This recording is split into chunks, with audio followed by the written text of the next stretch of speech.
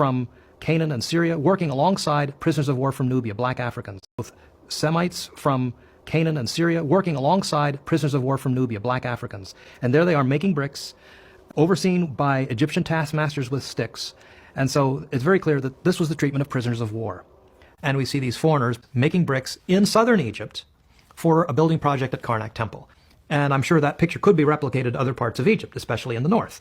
Secondly, we also have, from the same time period, the 15th century, the 18th dynasty, we also have pictures of agricultural work, especially work in the vineyards, picking grapes, stomping on grapes to make juice and wine.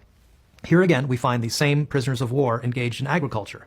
Exodus 1:14 actually says they worked in brick and mortar and agriculture. So interestingly, the very two areas the Bible says the Israelites were forced to work in, agriculture and construction work, is the very two places we see this sort of work going on in private tombs in Egypt in the 15th century BC. Now, were all these prisoners of war, could these have been people such as the Bible states that were actually there that became suspicious and then were forced into labor? In the case of the tomb of Rechmireh, tomb 100 in the Theban necropolis, it actually tells us they were hawked, they were plundered, they were prisoners brought back from the king's campaigns. So, and these happen to be in the south in Luxor. The problem is we don't have corresponding tombs for what was going on in the Delta, where the Hebrews were. So we lack that kind of evidence.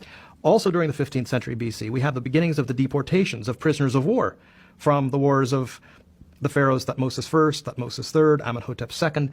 These are bringing prisoners of war both from Syria and Canaan as well as from Nubia to the south. All these prisoners of war are flooding into Egypt and are being pressed into hard labor for the state. So we have both the old Semitic population, second, third generation of whom are still around in the 15th, 14th, 13th century, and then you have the new population of Semites who were brought in as POWs from the campaigns of the Egyptian pharaohs. So there was a significant network of foreign people living in Egypt during the New Kingdom. While this is good evidence for the presence of Semitic slaves doing the right types of work, prisoners of war do not match the Bible's account of the early Israelites. Meanwhile, David Rowe pointed to a different set of evidence that fits the pattern found in Egypt's Middle Kingdom, beginning with finds from Avaris. Well, what happened next? What does the archaeological record show? What we then see is that the graves of these people, we begin to see in the bones deterioration in the quality of life. We see Harris lines in the bones, which indicate famine, shortage of food and nutrients. These people suddenly become impoverished. Not only that, but we start to see larger houses, which seem to be Egyptian in design, and then smaller houses attached to them, which seem to be servants' houses. And this is what we see for the very first time. And we even find papyri with lists of slaves with Semitic names on them at this period as well. Tell me more about the bones. If we look at the cemetery population, that's the dead, if you like, and that's the evidence we have of the living, is the dead. And we look at their graves, we find something very interesting happens. At the beginning, these people seem to prosper. The quality of their lives is very good. But all of a sudden, at some point in the story, we see a degeneration. We see a degeneration in the burials and the actual graves themselves. The investigation of the anthropological data has shown us that we are dealing with people who lived probably to about 32 to 34 years of age and then died. That's the typical life expectancy of the time.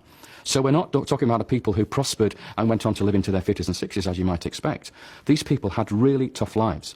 So how do we explain that? What is the mechanism that we would understand why these people only lived to such a short age? And the obvious answer is slavery. So you're saying that this group that came in that was prosperous then fell on hard times? Yeah. We've got a situation of prosperity followed by a lack of prosperity and a shortage of life. So it seems very clear that these Asiatic peoples, these people who have come from the north, speaking a Semitic language, who first of all prospered in this region, have suddenly been enslaved.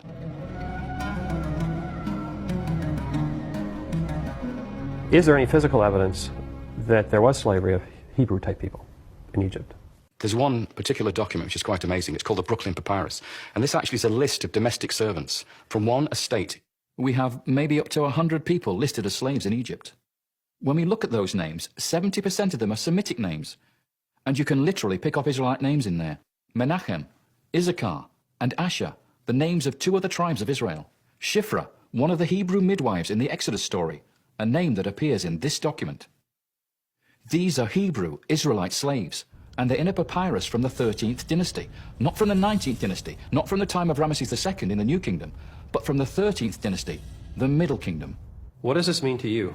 What does it say? This is real evidence for the time when the Israelites were in Egypt as slaves. It's when you get a text, suddenly you've got history.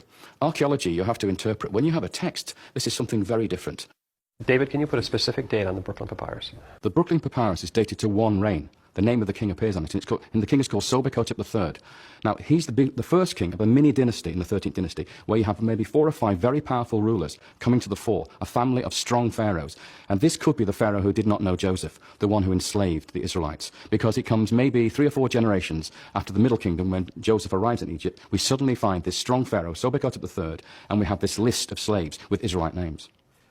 David, the thing that I'm puzzled by is why so many Egyptologists ignore the Brooklyn Papyrus.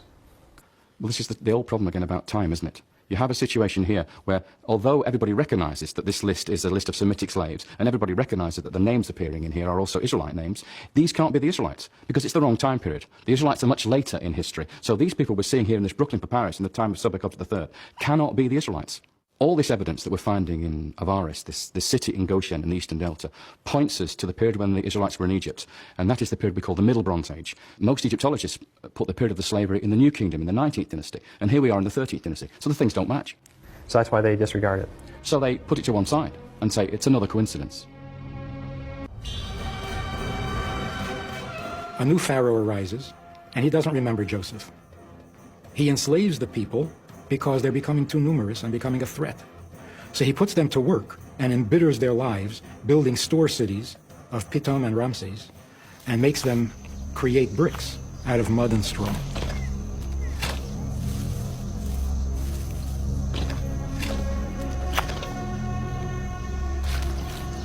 It was intriguing to see this type of construction in different parts of Egypt. Were any of these bricks molded by the hands of Israelite slaves?